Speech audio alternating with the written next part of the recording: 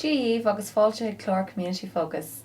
Hello and welcome to the Community Focus programme on CavanTV.com. This programme is sponsored by Eason's of Main Street, Cavan and Pearse Street, Mullingar. We are of course live on the internet on CavanTV.com, and this programme is focused on community issues happening in County Cavan. If you would like to comment on the show or have your community initiative or issue featured, please email drumlinmedia@gmail.com or contact us via our Facebook or Twitter pages. On tonight's show, I have a very exciting guest for you. Thanks very much. I have Hugh Leddy here. And Hugh, you're in the process of writing a book. You've finished writing the book, have you? Or Fortunately, practically finished it, yeah. So it's Down a Million on the Dole, your story 3 years on. Yeah.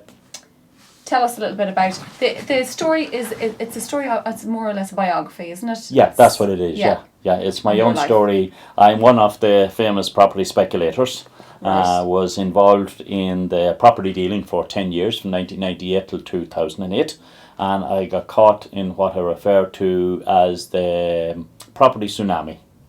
Simple as that. As so many others did. Yes, of course. Loads of other people got caught. I was, I suppose, sourcing property for people. That's the concept I developed over the 10 years. I had a certain amount of safety built into it, in that I went out looking for deals, and then I linked up, handed them over to people that could finance them, and I got a share of the proceeds when it moved, when it moved on. I didn't, it was out of my league and out of my depth to buy this stuff, so, I was good at sourcing, connecting, communicating with people, finding where there was deals. So that's what I done, and you could class it as one of the property speculators.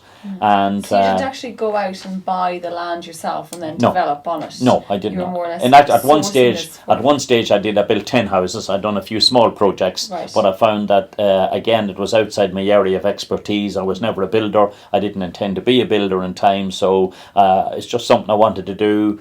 Hugely time consuming, a lot of responsibilities, and if you couldn't do a fair bit of the work yourself or knew how to do it, well then you were leaving yourself open to providing a service that was less than satisfactory for people. So I done that and closed the company and went back to sourcing deals. That's what throughout Ireland. Right. So you started off initially, did you developing with small parcels of land, yeah. Then use some of the ones that I had left over. We'll say if I had bought 4 sites and sold 3, I used the 4th one maybe to build a house. So I built 10 houses in total.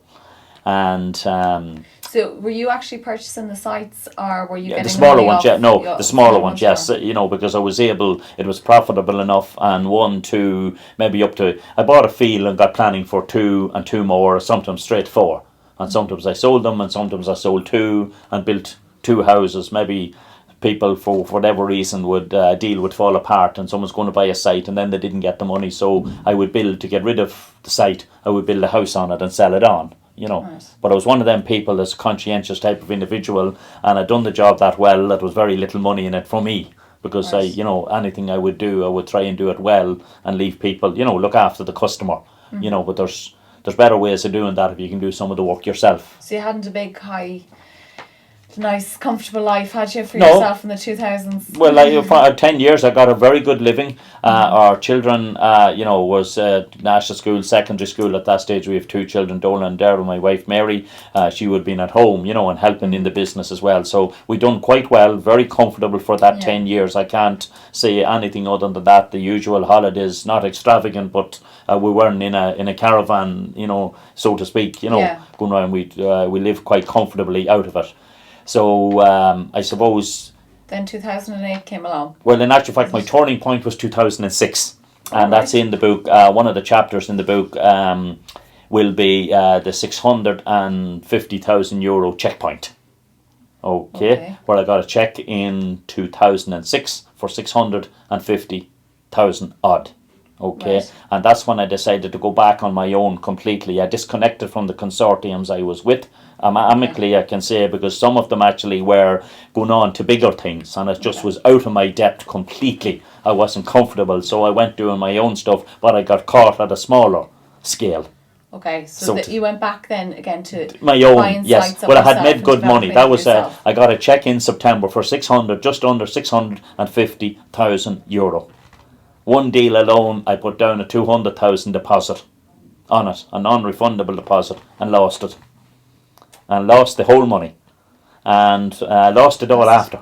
Everything. Everything and debts of, so you have to be at that level to understand how easy it is to... That was all just from putting the money down on a deposit? Oh, no, on deposit, yeah, and I had 4 full-time staff. I took on, after that, when I thought it never was going to end. Yeah, we were told it was never going to Yeah, end. well, Bertie Ahern said it, so Yeah. I said, if Bertie Ahern said it, I was happy enough with it, right? And I think that one famous statement was, well, anyone questions it, you go and commit suicide.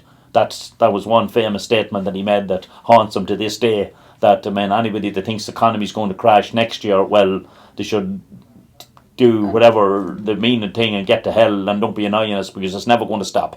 The awful thing is so many developers have committed suicide. Yeah, well, yeah, and it's a very sad reality of it, so I suppose roll on that I did see it slowing down and I endeavoured to sell what I had, albeit some parcels of land. When did you see it slowing Well, down? I suppose, not that I seen it, but I just seen the money drying up early 08. Yeah. Early 08. And we had 4 staff, 4 full-time staff at the time, and I remember saying to them, look, this is getting slower. I didn't know it was heading to where it headed. Yeah. There's no use in saying I did. I hadn't a clue. But I said, if this is going to get, tighter, be looking for work elsewhere. And that they did. And thankfully, towards the end, I think I had only one, and they got a job. That person got a job, so I had said to people, Yeah, so move you didn't on. actually have to make anyone redundant. No, then, not or- really, no. And in 08 and then into 09, I was doing a bit of sourcing, which I'm now back doing as well, and I was doing a bit of sourcing then, and the last deal I put together was somewhere I got a property and a developer took it off me and got a finder's fee for it. Okay, and that would have been the last one. That would have been the last one that I completed. Mm-hmm. And in 09, it just literally, as you know, well, I suppose with Lehman Brothers collapsing in 08, that Yeah, was the then it was start, yeah. downhill in this across the cliff phase from then on. So in 09, no work, nothing. So I virtually closed the business and was going round. I suppose didn't know what I was doing. Must have been a big change for somebody like yourself. That I assume you were working probably all hours. And Yeah. when you're working for yourself, Mhm. you do work. You do Yes. tend to work all hours. Yeah, all and hours. Yeah, You yeah. have such a vested interest, obviously, in the company and its success. And what was it like to go from having everything there and having keep something to keep you going all the time, and then have all that? Well, there was taken nothing, all I that suppose going from there was some bit of the childish aspect in you, or that still entrepreneurial thinking it might come back. It just mightn't be as bad This as is a real entrepreneur in you. You're always well, looking for always, yeah, something but you were to- thinking of, you didn't think out as regards thinking, like I put in that couple of months there until I signed on the dole. And I remember being walking one day, and that's where the idea for the book came. I was out walking one day, and I used to do marathon running. And I'm still, fit. I walk 3 times a week, and I thought of the idea down 1 million on the dole, and that's when the concept of the book came about. Okay, but that So you I knew weren't that big enough for Nama. which You weren't big enough for most Nama. definitely not. I mean the sort of stuff, and I had sold off. I did 3 years ago what a lot of people are having to do now. If you're under the water, if you're insolvent, there's with the new legislation that's coming in, there's 4 different stages of it that you have to sell everything you have, excluding the family home, and see how you are then. Because at Yeah. least if you keep the family home or can maintain some payments on the mortgage, you have a home to go home to. You have a Yeah. fair chance of holding your marriage together if it's still together. In some cases, that has went with people as well, which Yeah. is, as I said, Very thankfully, stressful we're happily married and our kids are now educated. Only the last girl left college this year, so I'm thankful for having got that much Yeah. out of it. And I signed on the dole in 09, and that's was retrained. Ironically, I was going to run a kids disco. I hired security that I needed for it. The legislation, if you're going to run a public event, you need security. But I ended up with more security than children at the disco. And I ended up training in security because I came across it through that concept, or just that contact. And I got a job in security in November 09. The same week as I got my dole card officially. So your company had totally Oh, folded. gone. and Yes, gone. You had been self-employed though, and was there? It's obviously a stricter you know, trying to get even any Yeah. entitlements. Well, Joel, it's all my means experience assessment, over a 5-month period from the early summer until November '09 was the complete opposite. I dealt with the Dole office. When they wanted 5 forums, I submitted 9, so Right. to speak. And I got the Dole granted. You had to go through it took about 5 months, but you can also apply for community welfare money, which bridges the gap if you're very Right. tight for money, your children at school, all of that sort of stuff. I looked for everything that I was entitled to, and I gotta say, I don't know, you hear this thing about self-employed. I got it within 5 months, and I was self-employed. Maybe my circumstances was deemed to be, so desperate because I put everything into. I had nothing, and when Was they it said, "Show me difficult? all your bank Yeah. accounts," if they wanted to name 3 bank accounts to show us, I brought them 5. The previous 2 that I closed as well. So when Yeah. you reveal all the information and be upfront. Yeah. I would have to say that I got the Dole, and I have my official Dole card, the same date on it, is 3 years to the day when I'm going to launch the book in November. Right. Purely coincidental, I picked that date, that I Yeah. spotted that date, and that'll be the 3rd anniversary, and that's why I have it on the book, 3 years, my story 3 years on.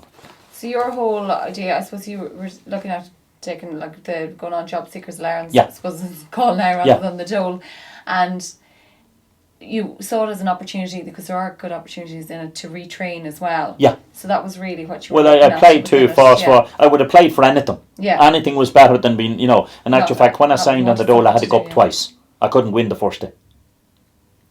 Couldn't go in. I just I sat in the van, car, and I said, really. yeah.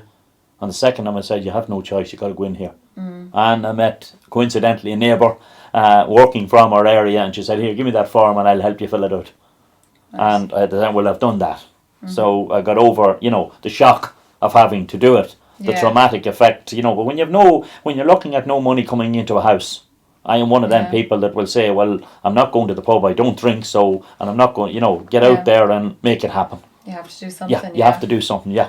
No one else is going to help you if you don't help yourself. Absolutely not. It's up to yourself to do it, So, I retrained, and then a job came up in security in November. And I remember the first time I was out for work in security, I refused it as well. Really? Yeah. I just couldn't. I said to myself, it was on a wind farm on a mountain, and I had this vision of being chased around the top of a mountain in the dark of the night, right? Yeah. In Northern Ireland, and that's where the contract was. And then And was it really a case that you enjoyed being self-employed? Yeah, and it was to a degree, but it quite was difficult then to go in and work for Yeah. somebody else. Yeah. When you've had that freedom of being self-employed, and it's just something else as regards, but you get used to it. It's like everything else, like a bereavement, whatever the case may be, and when you start looking back on it, I got a call then maybe 2-3 weeks later from the same company, because I had trained with Safe Zone Security here based in Cavan Town, and I had they got another place where there was a vacancy. They said, will you go to it? And I said, yeah. I said, I'm here, I'm going for it. So I went, and I'll be 3 years in it this November. right, so you're Yeah. still there. Yeah, I'm still employed in the security industry. Yeah, All right. yeah. So Well, see, it's very appropriate, as in it's great in that it's 24/7 work. There's 168 hours in a week, so you can do it from 7 in the morning till 7 in the evening, or 7 in the evening till 7 in the morning, 7 days. That's what's available. You only do 3 or 14 shifts, so you have plenty of other time to develop something else around it. yeah. You know what I mean? And Yeah. do 2 or 3 things at the one. Coordinate 2 or 3 things, because if you're in debt, that's what you got to do. So I wrote the book, I developed the website, and I'm working on other ideas as well. And I hope I definitely will be back full-time employed, self-employed as soon as it's practical to do so. Yeah. Mm-hmm. Well, you'd be entitled as well to the start your own business. Pardon? Oh no, sure, Yeah. you're working now at the moment. Yeah, we're working, yeah. Yeah. But I mean, I'm working, but when you're employed, once you do your work, you're entitled to do whatever you like, outside Yeah. it, So I'm coming to the stage now where I'm promoting the book, and will develop, a website, and if the property sourcing business is starting to develop now again, right, where I source property deals out of NAMA, banks, all of that sort of thing, for what I call wealthy individuals, people that have money, and I go around looking, my days off, I go around, when I'm not working. And I'm looking at other ideas as well. So you're always looking for other Well, you have to ideas. be. I never again will be. The one error I made was I will never have one potential income. You need at least 2 or possibly 3. So that if one fails, you have the other 2. That's the So it's hard to keep three things on the go, though. Well, it's not easy, but I mean, if you're on one and I mean, what do you do when you're trying to deal with debt? As I do, say, correct your debt.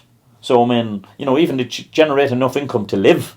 Yeah. Is that's what I'm doing at the moment. I certainly have two live on developing another idea. So to try and get into a wee bit more income. And the money that you owed the million, do you have to pay all that back, or can you reach an agreement with the bank? It's part at the moment, part in its entirety, because there's a certain threshold which I call €100 a day. Okay, and until you're bringing €100 a day into a house, that's enough to live, help with the education of children, run two vehicles. €100 a day is my cut-off point, and that's to pay all or part of your mortgage. Yeah. Until you're bringing that in, there's no one thinking that you're going to repay debts. It simply is not on. Right. To me, I set a target of €100 a day, 7 days a week, and I try and achieve that. And if you're above that, well, then you can look at debts. If you're not, Yeah. And that's what my my concept is. My concept of dealing with debt. I don't advise on debt.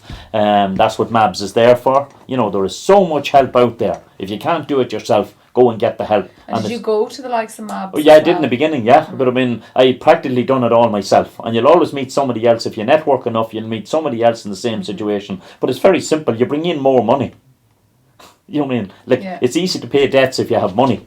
You won't pay them if you don't have. Yeah. Let's get real about it. It's not hard to figure it out. If it's costing €10 a week to run your house, if you're only bringing in 6, we're keeping it simple. You won't be paying debts with the balance because you don't have a balance. No, but it's difficult. I mean, I think you'd said, when you first of all started working again, it was €10 an hour. It's down now to 9. Yeah, it's 9. And how do you get out of debt?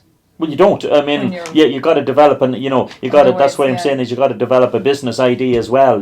But then the concept, the perception out there is that you're in debt, you couldn't pay your money the last time, But people, even the banks of this thing, are coming looking for money, and if you're looking for help to start something, no. So you got to treat like with like. I mean, get real. You have to fill the fridge. You have to eat and feed yourself. I neither I'm thankfully I neither drink nor smoke, so I don't have that that drain on money as well, apart from the health aspect of it. And just before we go to the outbreak, because we'll talk about the website and the fund it and your own website as well, after the break. But the book, is it solely on the whole collapse, or is it your life before this? It's my entire life. It's my starting from was at national school. Yes, it's basically my autobiography, but the story is in the cover, so to speak. But it's all it's 12 chapters. It's 12 chapters, I suppose.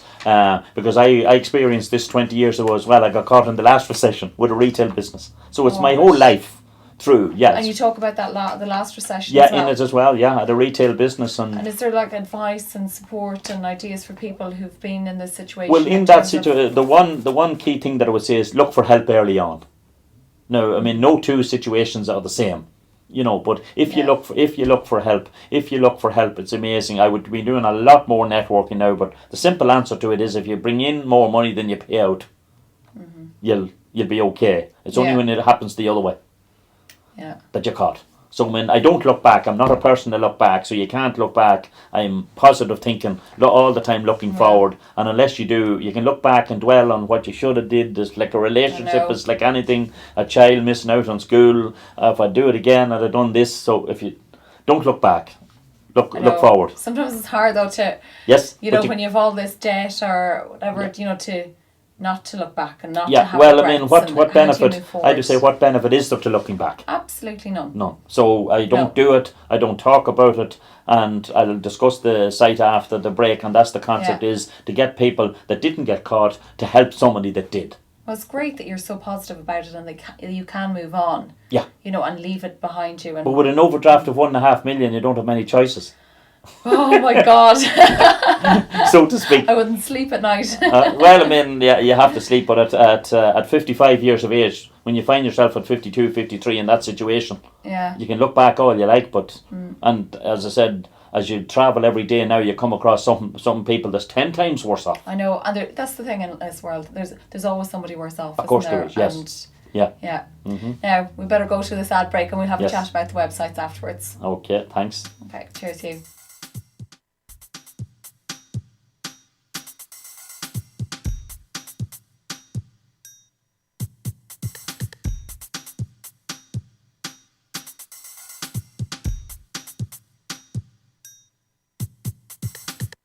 Pat Short here. You're watching Cavan TV.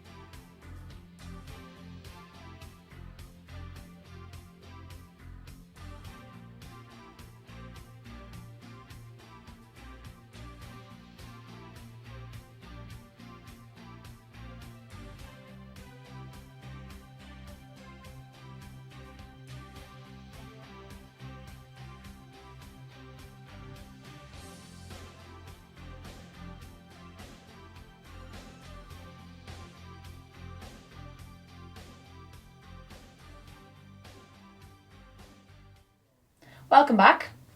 Hugh is here with me. Again, we're just to discuss your book, Hugh. So now we're going to talk about you've a novel way of funding this book. Yes. Funded.ie is a crowdsource funding website that I discovered from researcher, and I don't know where I picked it up, but you put your project up on it and people pledge support. So it's projects from all over Ireland. If somebody has an worldwide, idea for a project, worldwide, but it's Irish based, yes, where you can get help from. People have ideas for a project. They put up what the idea. There's a criteria. There's a criteria that you have to meet, right? And when you meet that criteria, they allow you to put it up on it. They recommend you put up a video as well. So I have a 4-minute video up on it there, and you pick your target yourself and the amount of days you want it up from 7 to 77. Okay. And do they charge you for putting it Absolutely. up? Only unless you reach your target, you get no money. So I have a target of 3,500, which equates to something between 60 and 100 pledges, depending on what they come in at. You set the amount of pledges yourself. The different ones there, as you see there, and the lower ones, the lower amounts, there's no limit on them. The higher ones there is. For the 250 is just one pledge. So first of all, people can just give €5. Yeah, for the digital version. Yeah, pledge of €5. That entitles them to a digital copy when it's when it's produced in November. There's trust involved that people support you and you deliver the pledge. Right. You deliver what you promise you'll deliver. Okay. And it's a good means of publicising it as well. It's in under media and publishing. And on the media and publishing section, there's a few different sections on the website, and €10 then, so they're listed there on the site. But it's a fantastic way of getting advanced publicity for the project as well. So that's what I'm doing. So I'm down to my last 14 days. I've crossed the threshold of €1,000 in pledged already, and I'm fairly confident that I will. You have another 2.5 to bring in. Yes. Right. 2,500, and I'm still probably looking. I have another close to another 1,000 promised that people say, yeah, I'm going to support that. But when there's 14 days left, like particularly Irish people, we have a tendency to leave it until to the last minute. Yeah, well then I have to follow up with an email and a call to to Laura to say that she'll I'm going to do it. Yeah, I had to bring the baby to such and such today and whatever. I'm going to do it Monday, or my husband's back from wherever he's working and all that. I'm going to get to it next week. So you have to be. And you also have to be aware of people. We're in very tight times at the moment. So someone that would have thrown you €50 a few years ago now might be giving you a tenner. But it's very good to get it if you get enough of them. So that's where it's that's how it works. So what do people get then for donating? Well, donating, I suppose for the €10, you get a signed hard copy of the book when it comes out, posted in advance, and then €30 an invitation. You're going to post a hard copy of the book to them? Yeah, of course. For €10? Yeah. But sure, could it cost? No, it should cost less than €1 when you price it on post when you do a deal. Right. So I have still a bit of profit in the book, so it's very good for people. Okay. Are very good to pledge in advance. You gotta, they're very good to have customers that does that. So €30 is an invitation to the reception in the Hotel Kilmer in November, and €50 you'll actually get a list of acknowledged. Everybody gives me €50 will be acknowledged In the book? Yes. All right. Okay, and then there's 12 chapters, so I have... That's not much for an acknowledgement. Well, I'm saying you the keep book. it cognizant of the times that we're in. Yeah. That money is very, very tight. And if you get enough of €50, you'll make it happen. Yeah, As simple as absolutely. that. And I have 12 chapters and €100 to sponsor a chapter. And without them 12 people, it wouldn't have happened. And I think I have 4 of them. I have 3 in, and I have about another 4 promised. Right. So people say, God, yeah, I'd love to be able to do that. And strangely, some people have pledged €100 and done it anonymously. But I get a report at the end. They just don't want, when they come to press the button, their name anonymous. No, I go anonymous. Yeah. That's... So you don't have to have names there. I was just thinking, you could have more. Is there cut off, like if people try to donate the €100 and you can only take 12 €100? No, in actual fact, there's a section on the site as well where you can, an amount of your choosing. You can pledge €5. If it's not within the pledges, they have a section on it for amount of your choosing. You're in complete control. It's your money. It's your contract. It's your pledge. So you could pledge €500 or €100, or the lowest is from €5 up. You can pledge whatever suits you, if it's not within these categories. You have an opportunity as well to design the cover if you have €150. Yeah, that's gone. I have that one. That pledge is gone, and the 150 is gone, and I'm down now. So I work from the top down. So the 250 is gone as well. Yeah. All right. So we're just looking for people to pledge €100 down to €5. Yes. If I can, the 5, 10, in the current times it's in it, anybody can pledge €50. It's, even down to the €10. Yeah. I'm delighted. I want to promote the project because that leads on to, I hope, I have the website deathrow.ie, my website, which is mentioned there on it. Yeah, we might just get on to that now because I know we're tight for time. You have this website, deathrow.ie. It's a connecting point for people in debt. That's my plan. So bringing people who are in debt together With online people, to talk. To share information. Okay. It's correcting debt is about solutions, not dwelling on the problem. How am I going to get out of it? And will someone help me to do so? So the 70% of people in Ireland has no or manageable debt. I know, I don't know if we can see. I might give you that card to... We can see the way the card green, is. the card is designed like a traffic light, green, orange and red. So 70% of people in Ireland have no or manageable debt. 20% of people have... Which is the green. Yeah, which is the green. 20% of people have challenging debt, and 10% of people are stuck, badly stuck. So this is your 10% down the 10% down there, the red, and my concept behind it is to connect those that are not in trouble with them that are, and those that want to help.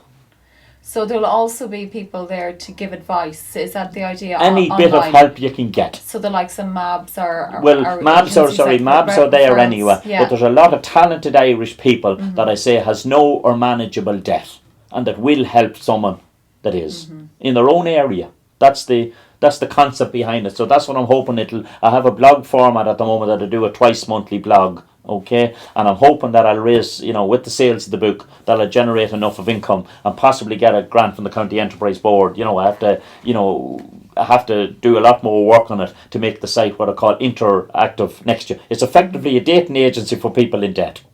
Right. That's what the concept is designed. Bring them together anonymously. Yes. And because you'll register as a number. Okay. You're a number on death row. Very simple, but it's a simple concept. So you're only up as a number, and your address will be Cavan, will be clearly identified. So if someone in Cavan wants to help, they can go in and you'll have your phone number there, and that's the idea behind it. Right.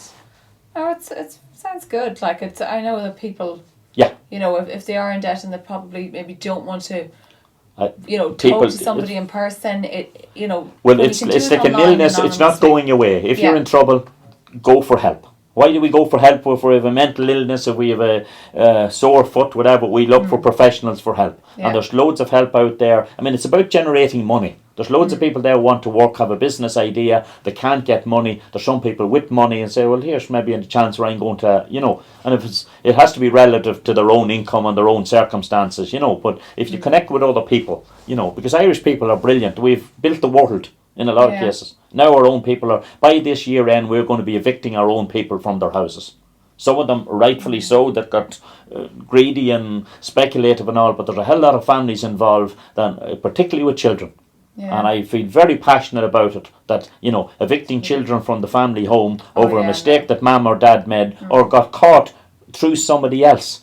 And there's so much wealth. We have approximately 108 billion on demand deposit in Irish bank accounts not being used. Yeah. Let's say the figure again, 108 billion, approximately. And it moves up and down. Not being used in Ireland. And we're going to be evicting people from their homes by the year end. No. That's what I'm... Hugh, we're going to have to leave there. Yeah. Thanks a million. Deathrow.ie, is it? It's a blog format. It's just in blog format at the moment, right? And as I said, the book is, the key one is, if someone go in on fundit.ie and pledge support, I'd really appreciate it. And my number's up there and all of that, so people can contact me via email or whatever, yeah? Right. Hugh, well done. I hope it's a huge success for you. Yeah. And fair play to you for Thanks very much. Thanks for having me on your programme. And that's fundit.ie. So check it out and pledge some money there. You'll get credited for it and everything. Listen, thanks a million for watching the show. We'll be back again next Wednesday evening at the same time. So until then, take care, have a good week, and see you next Wednesday. Slán.